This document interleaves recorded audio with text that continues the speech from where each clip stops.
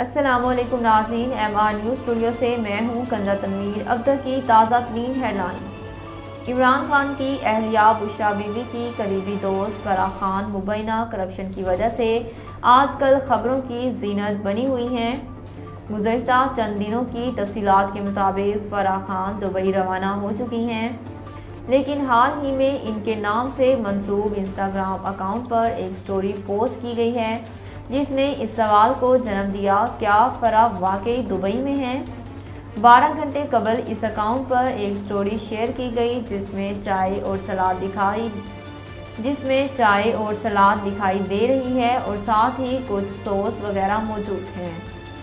سابق وزیر داخلہ شیخ رشید افطاری کے لیے سامان خریدنے بازار پہنچ گئے۔ ٹوئٹر پر شیخ رشید کی جانب سے راولپنڈی کے بازار کی تصویر شیئر کی گئی ہے، جس میں انہیں افطاری کے سامان کی خریداری کے لیے بازار میں ایک سٹال پر کھڑے سامان خریدتے دیکھا جا سکتا ہے۔ جرمنی میں ایک 61 سالہ نامعلوم شخص نے مبینہ طور پر اپنے جسم میں کرونا ویکسین کی 90 خوراکیں لگوا لیں۔ غیر ملکی میڈیا رپورٹس کے مطابق اس شخص کو 90 کرونا ویکسین لگوانے کا مقصد ایسے لوگوں کو ویکسینیشن سرٹیفکیٹ بیچ کر پیسہ کمانا تھا جو ویکسین نہیں لگوانا چاہتے۔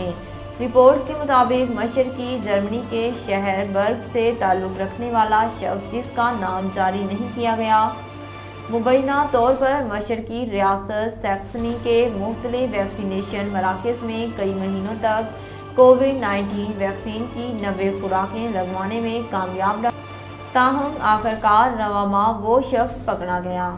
لاہور میں پنجاب اسمبلی کے اطراف میں امن و امان کی ذمہ داری رینجرز کو سونپ دی گئی ہے۔